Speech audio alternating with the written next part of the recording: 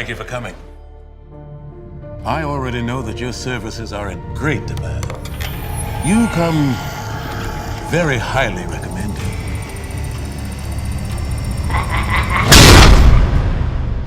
Today's guest has brought us something quite special.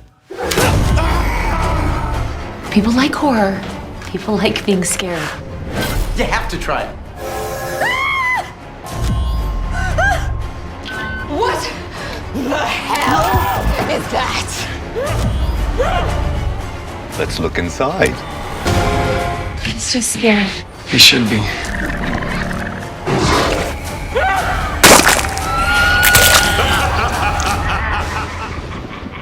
All hail the king.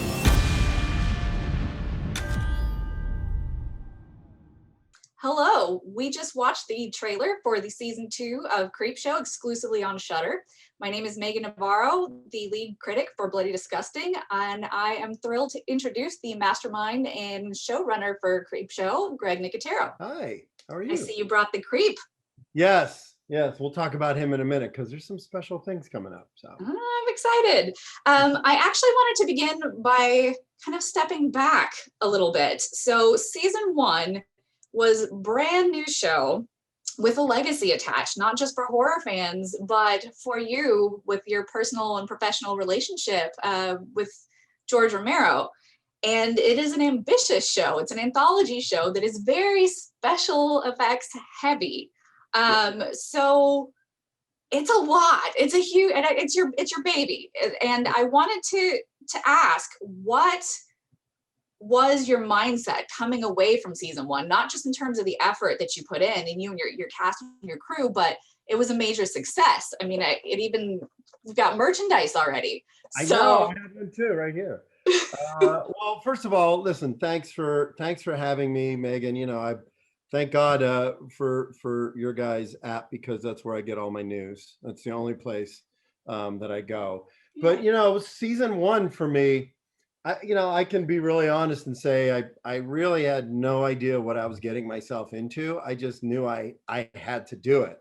You know, Creepshow is very, very personal to me, and it was the first movie set that I ever visited.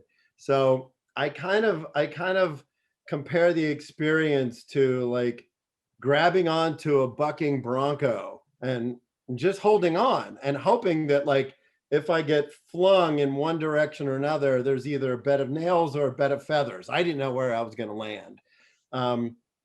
But I was overwhelmed with the response to the show. And the thing that really gave me the power and the courage and the enthusiasm to go into season 2 and 3 was that everybody saw the passion and the heart that I put into the show. I mean, it's there on the screen in every episode. And, you know, I was nervous. I didn't want to read any reviews. I didn't want to hear what people, I just was, you know, there's a famous story about, you know, like Lucas and Spielberg used to go away the weekends that their movies would come out because they just needed to go in a bubble and they didn't want to know what people were thinking. And I was like, yeah, I was really, really nervous. So when the show was as well received as it was, and I had people calling and saying, I want to be in season 2. I want to, you know, that really, that meant the world to me because I can honestly say with 100% enthusiasm, season 1 was holding on for dear life. Season 2, man, I rode that Bronco like a champ.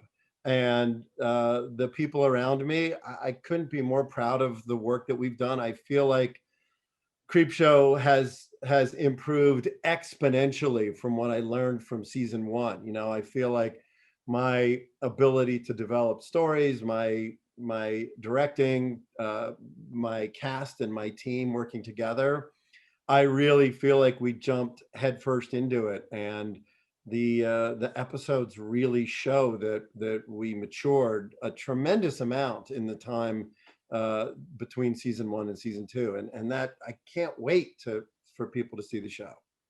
Would you say that developing the stories was kind of your biggest lesson from season 1? Well, I think season one was interesting too, because we're a little baby show. Like, we don't have lots of money. I think the biggest challenge was telling a story in 3.5 days. We have 6 days or 7 days to shoot an episode. You're creating an entirely new universe every 3.5 days. And that challenge, that didn't change in season two. It didn't change in season three. But I feel like I knew more about what I was getting into and how to maximize. We build a set, and then we shoot the set out, and then the next day the art department comes in and they turn it into something else, and 3 days later it's a completely different set. I feel like I brought the entirety of the same crew from season one all came back, which I also was really grateful for, because they had fun. Like, I was probably the most stressed person in season one, but in season two, I followed some really good advice from Michael Cudlitz, who, when I directed the first thing I had ever done, Michael was like, dude, just have fun, man. You got to remember to have a good time, because if you're not having fun, don't do it. And every time I'm like, walking on set, I remember Michael sort of giving me those kind of words of wisdom, which really have served me well. So, I felt like developing the stories, finding more humor, which is a lot more my personality. Shapeshifters Anonymous, I laughed out loud when I read that story. And when I was on set with Anna and Adam Pally and Frank Nicotero, I really loved the collaborative spirit of doing comedy, of doing something that was a lot more lighthearted. And we found some great moments that I would have probably never found if I was dealing with just a straight horror show. So for us to be able to stay within the spirit of Creepshow and keep the tone evolving really made a big difference. In the first episode of season two is Model Kid and Public Television of the Dead. The tones are very, very different. They're both extremely personal shows to me. And I think that's the other thing that I took away from development, was the stories that really speak to who I am or who I was when I was younger. A lot of the shows are set in the 70s. It didn't occur to me that both stories of episode one both take place in the 70s, and one of them is in Pittsburgh. So I was kind of like, what am I trying to say here? That those were my formative years, and I really sort of leaned into them. Speaking of like the tone, being that this is an anthology, and like you said, you do have two kind of episode or segments or stories per episode, how do you go about developing it as a seasonal approach? Like, do you have certain tones that you want to hit? Do you want to make sure you cover, comedy and horror? I mean, how do you kind of orchestrate the symphony? Well, there's a difference between our shooting schedule and our air order, because when we prep the show, we sort of block episodes together for production, because I think our first episode we shot Shapeshifters Anonymous, and then episode 2 was Pesticide and Model Kid. But we never really intended on airing them together. We just intended on shooting them together, and then we have to sort of figure out which episodes pair well together. It's like wine tasting. You got to have the meal and you got to put the right wine with it. And I feel like having shows that have different tones to them pair better. I like one that's a little bit more lighthearted and one that's got a little more heart to it. So that's why I paired the first 2 episodes the way that I did. So I like to compare watching Creepshow to like having a meal. The appetizer can be one thing and the main course can be something different, but you're not going to get the same experience. So every episode that we pair together gives you a different experience. And I really think that's one of the key things that makes Creepshow completely different than any other anthology that exists, is because we really don't have any boundaries, and we really embrace it. It is a horror anthology, but it's unlike any other horror anthology because of the fact that it's got some humor to it, And that's right from George and Steve. Those guys. George's sense of humor. Those of us that really knew him, he was really funny. And you would never watch Night of the Living Dead and be like, that guy's a riot. You'd never put those together. But people that worked with George and knew George knew that he really did have a great sense of humor and was really funny. So the pairing with him and Stephen King and the tribute to EC Comics, I really, really feel like season 2 and then our upcoming season 3, not only are our stories have some social relevance to them, which all good horror does, but they're fun and they're entertaining. And that's my number one criteria. I just want to be entertained, man. I want to have a good time. If I'm scared, great. But at the end of it, I just want to really have a good time and be entertained. I appreciate that. Season 1 had a really good balance of these are brand new stories and here's some stories from established, horror authors. Were you kind of using that same mixed approach when you were looking for which stories you wanted to take on for season 2? Yeah, for sure. We had, Shapeshifters Anonymous was based on a Joe Conrad story. And we had a lot of other stories that were pitches too. Like I felt like I went back to a lot of people that I had worked with on season 1.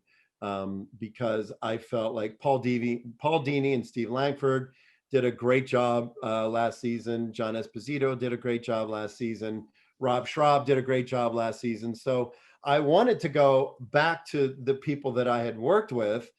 And then also, we had a couple pitches from some new people, Melanie Dale, who wrote the script for Twittering from the Circus of the Dead, wrote Sibling Rivalry. Heather Ann Campbell wrote a story for season 3. Maddie Dew, Jordana Arkin. I really spread it out a little bit too. I had a lot of fantastic female writers that came in and pitched some great stories, some of my favorites. So it was a mix. I have a Joe Hill story. I think probably there might be more originals in season 2 than there was in season 1. I don't know why. It was just going through the development process and finding stories that really, really sang to me. Eric Sandoval and Michael Rousselet wrote Dead and Breakfast, which was probably one of the most fun scripts. And then you put Ali Larder and Amon Benson and C. Thomas Howell in it, and it just goes to a whole different place. So I feel like I was fortunate that a lot of the people that got the spirit of the show came back, and I had a lot of people saying, oh my God, I got an idea for a story. I don't think I have enough episodes to actually deal with the number of people that have pitched me stories or wanted to do stories, because I would need 50 episodes, That kind of bodes well for us as bands though, right? Well, me too. And I talked to a lot of people that are like, I got a great idea. And I was like, well, we're full up now, but Justin Long had some great ideas, and Greg Grunberg, even a lot of the actors would come and work on the show, and then they would leave and be like, hey, I got a great idea. I want to pitch a story to you. And I was like, really? It's a compliment to me, for sure, in the show. I want to talk about the cast, and I want to start by queuing up a clip that we have for the premiere episode of Public Television of the Dead. Yes. I want to talk about this. Great. Good evening and welcome. Today's first guest, Mr. Ted Raimi, has brought us something quite special, a book. How did you come across this? Oh, well, it's been in the family for years. I must tell you, this is an amazing and quite valuable find. Wow. Wow, indeed. Brilliant Sumerian craftsmanship. The stitching and the binding is magnificent. It's bound in a leather that I'm unfamiliar with, but despite a few scratches and discolorations, this is a stunning piece. It is locked, though. Do you have the key? I lost it. Well, how unfortunate. But then it was found. Excellent. Let's look inside. This is really exciting. I mean, I've had this thing in my fruit cellar for years. I nearly threw it out like a million times, but I'm glad I didn't though, huh? I mean, geez Louise, I wonder what this old thing is worth. I wonder if I could get a Camaro. Or maybe a hot tub. What do you think, a Camaro or a hot tub? Hot tub. Yes. Look at these inked renderings. The Kandarian text. Yeah.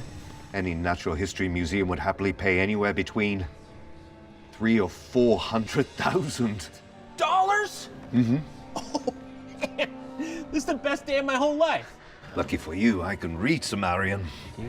Might be a bit rusty, but from what I can gather, this book is the Necronomicon.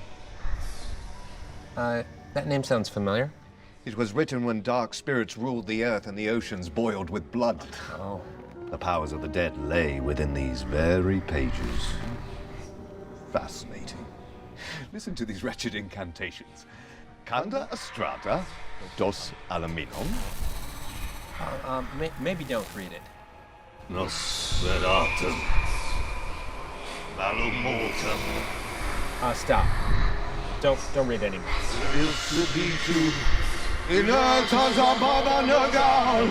Stop. Please stop reading. I said stop.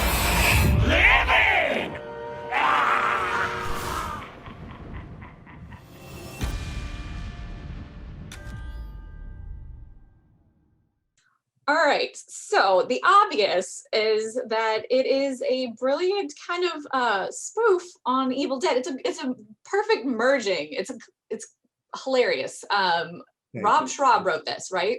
Rob Schraub wrote it.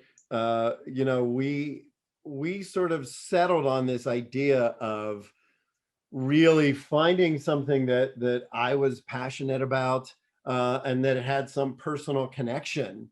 And it was kind of funny because we brainstormed a bunch of ideas and then he sent me the first draft of the outline. And I was like, dude, there's no way. It's way too big. How the hell are we going to shoot this in 3.5 days? And I just didn't really, I never thought we would be able to do it because I just thought, oh, it's big and there's a lot of effects and there's all this craziness. And he went off and wrote the script and the script came back. And I remember saying to the executives at Shudder and AMC, I was like, okay, well, I got my first episode I'm directing. Like as soon as I read it, I knew I had to shoot it. And I think I had even reached out to Ted Raimi and said, hey man, I have something coming up that might be really interesting for us to do together. But, we were way, way early in development. So I didn't even know how to sort of broach it until I knew we were like in production. But, given my history with Bruce Campbell and Sam and Rob Tappert and the Evil Dead franchise, it really was not only my chance to sort of say thanks to the guys for so many great movies and so much fun entertainment. And, the jobs never hurt too. But it really gave me a chance to, like I've done with paying tribute to George Romero and Stephen King, there's a world of filmmakers out there that influenced me and inspired me. So Public Television of the Dead was really, my way of saying, damn guys, you provided so much fun.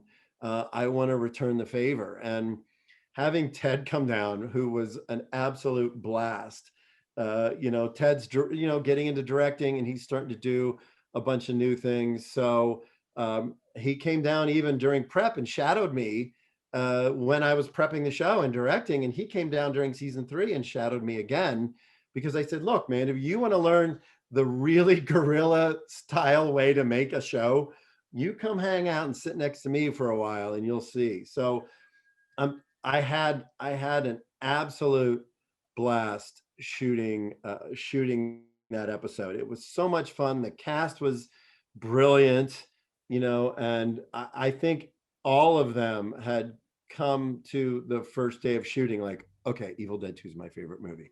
Wait, no, I think Army of Darkness. No, the original Evil Dead. Like they had all seen the movies. So it wasn't a situation where I was kind of like, okay, so there's this franchise that we're paying tribute to, and there's this book, and if you open the book, they're all like, oh yeah, where's the Necronomicon? I want to see it. That's why we got to redesign our version of the Necronomicon, and I had so much fun. I was literally shooting video from the monitors and texting Rob Schraub videos because he couldn't be, we couldn't have a writer on set. So I was the writer and the director and the producer all at the same time. So I was filming stuff from the monitors and texting it to Rob, and he was like, "Man, it's just I feel like I'm there. It's amazing." And so I had a great time with that, and I can't wait for Sam to see it. I mean, I know he's up to his eyeballs in Doctor Strange. And I had even reached out to him way back when we were just about to go into production. I think it was it might have been right around his birthday. And I just sent him a quick note and said, dude, I know you're deep into shooting, but I would just love to, I'd love to just say hi. So I can't wait. There's so many in jokes. And that's the other thing, I mean, Creepshow wasn't really intended to be an Easter egg heavy show, but you can't help yourself. You just have to, you find those moments. And, if you look at the Appraiser's road trip set, there's, Freddy's glove is in the background. Michael Myers' mask is there. Even when you're looking down at the table of the Necronomicon, the missing pages from the Necronomicon from Evil Dead 2 are under the table. Like when you look around, you're always seeing something. And if it's not stuff that I was doing, my set deck guys and my prop guys were sticking stuff everywhere. There were times when, even I think in an episode, they made a tribute to Bob Murawski, who was Sam Raimi's editor. I was like, Murawski, like super deep cuts, but that's the stuff, we put it there. And if somebody notices it, great. And if they don't notice it, then they'll see it on the second or third viewing.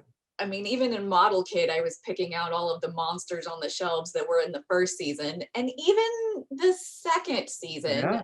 Can you talk about some of the monsters? I feel like I might be off base, so correct me if I'm wrong, but isn't pesticide feature might be the first time you built a monster that you're actually afraid of in real life?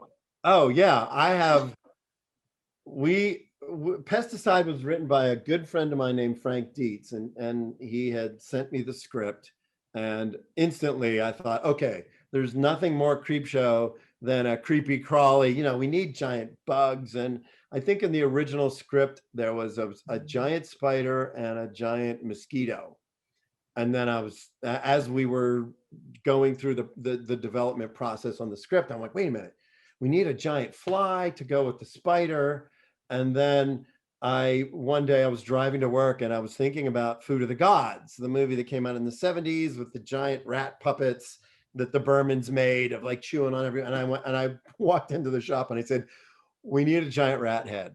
And I ended up finding places to put the rat and the fly, because I really wanted the audience to go on this super fun journey of what are they going to do next? And the tarantula, there were pictures of tarantulas all over the shop that I couldn't even look at, because my goal was, there's been a lot of movies that they've had, giant prop mosquitoes or giant prop creatures.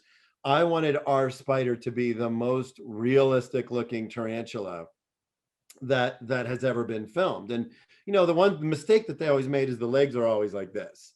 They don't realize that spiders, the way they stand, if you look at a orb weaver or a trapdoor spider and the legs are always up and it just looks creepy, it makes your skin crawl. I'm getting goosebumps thinking about it. So I designed that whole sequence. We put the puppet in the back of the van, and then we webbed the entire back of the van, and we attached the legs so that if you looked into the back of the van, it looked like the spider was there waiting for you. It was just the attitude that we were able to give the puppet. And it was really funny. I have videos on my phone of I'd bring people up and go, come here. I'd say, don't look in the back. and I would sit them in the front seat, and I'd be like, okay, slow. And I would film them. Okay, slowly turn around, and they would turn around, and they would see the spider there. And like Julia, who's one of our co-EPs, she'd be like, oh, that's just gross. So I really, and of course, you know, the irony of all this stuff is you spend all this time building these puppets, and that particular puppet we built before COVID hit. So the thing sat in the shop for a year before we ever even, well, not a year, 7 months before we shot the episode. And so I felt like I lived with that thing for 8 months. And then you get it on set and you shoot the shots, and then they're like, okay, we're done, let's move on. And I was like, but we spent so much time building it. So I'm like, what else can we shoot? I mean, I kept saying to the guys, we got to milk this. Like, let's do more shots of it. Let's take it out. Let's put it on top of the van for another shot. So when Josh gets out of the van and spins around, that was an extra beat that I added because I couldn't bring myself to not shoot more of the creature because I had so much fun doing it. You have assembled an impressive cast too. I mean, it seems like public television of the dead was kind of built for Ted Raimi, and you reached out to him early, but you have so many people this season. Do you kind of have them in mind, or are they just begging to be a part of it? I mean, Ali Larder, Ashley Lawrence, there are so many people this season. Well, I would say it's probably a lot of the people are friends. You know, Ashley, I've known for years. Barbara Crampton, I've known for years. Keith David, I've done a couple movies with. You know, I just got to the point where I was sort of like, please, please, please, please, please make them available. And, you know, the real challenge was when we had initially cast Shapeshifters Anonymous, we were 1 day away from shooting when we shut down because of COVID. And we had lost Anna Camp and we had lost Adam Pally. And when we were back up and running in August again, both of them had reached out and said, look, we loved the material and we really want to work with you and we want to do it. So we brought them, we brought them back. And I really felt like we had a lot of people that, there were a lot of people that didn't want to travel. And there were actors that I was excited to work with. And they were like, man, we would love to, but we're just a little nervous about getting it. Because we were the first show back in production. Like in Georgia, we were the first long form television series to start shooting again. They were shooting a lot of commercials back in July, but we were the first show. So we were really kind of testing the waters for productions. We were making sure that everybody was safe. And we did an amazing, amazing job of keeping our crew safe. And that also made the cast feel good about traveling in. Keith David flew in, Eric Edelstein, and then with Ali, I was just grateful for her coming in, and C. Thomas Howell. And then we got Justin and we got Darcy, even Denise Crosby, who I worked with on Walking Dead.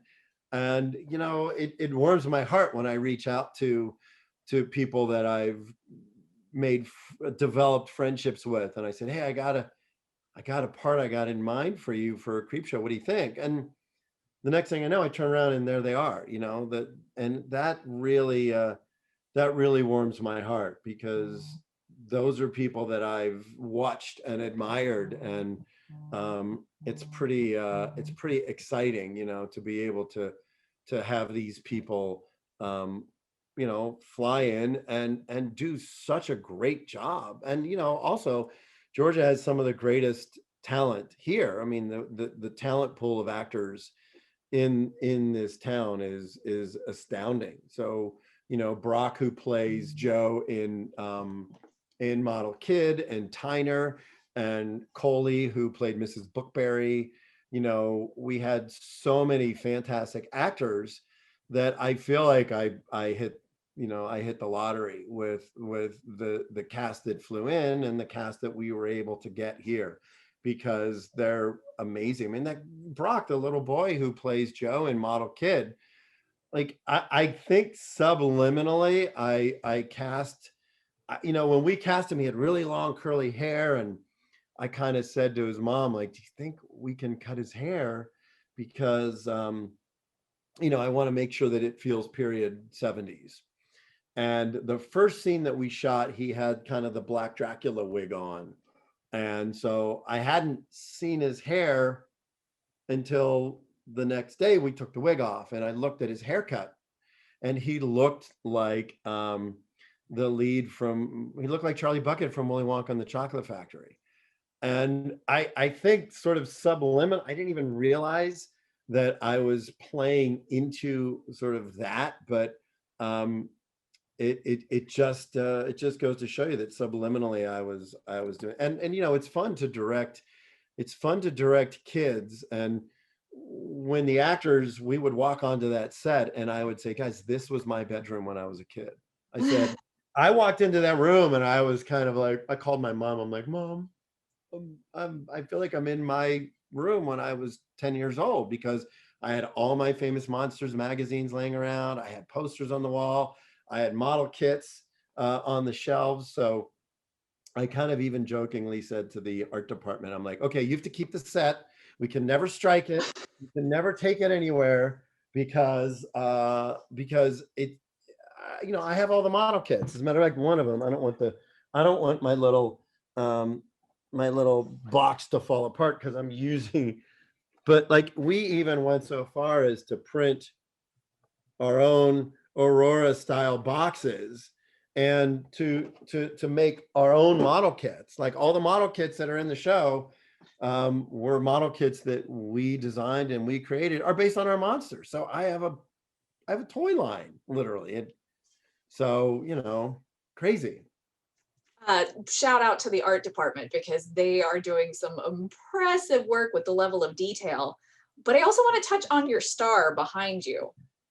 You mentioned you had a story about. Well, okay, so this is a little season 3 teaser, because there's an episode that was written by myself and John Esposito called Skeletons in the Closet. And the plot, which I just finished shooting it, so I'm really excited. It's so me, it's so crazy, is that there's this prop collector who is obsessed with collecting real skeletons that were used in movies. Because, back in the day, in the 70s and 80s, if you needed skeletons, you would go to a medical supply place and you could order real skeletons. So we have an episode about a prop collector. So there was, and the creep from Creepshow, the original, this is from the original movie. This is the original creep. This is built over a real skeleton. Very cool. So we actually did an homage where the original creep from the Creepshow movie meets the creep from the TV show. That's what nerds we are. That is really cool, though. And before we wind down, yes, what teases can you give us for season 2? What are you most excited for fans to see? Are there any monsters that might rival Bob from season 1? There's look, every episode except for one has a great monster. I really feel like I channeled my inner movie fan, because we have an episode called The Right Snuff, which is kind of a tribute to Andromeda Strain and 2001. So I got to have my first spaceship built. And we built a miniature spaceship that we filmed on green screen, and I was doing the flybys, and I was feeling like I was, at Apogee in the 70s shooting Star Wars. We have a H.P. Lovecraft inspired story, and we have probably the ultimate George Romero tribute episode, all in season 2. There's an episode, the finale is called Night of the Living Late Show, and it was written by Dana Gould, and I directed it. And I can just tell you that it's in all likelihood that we rebuilt sections of the farmhouse from Night of the Living Dead. And the day that we stepped on that set, I was speechless.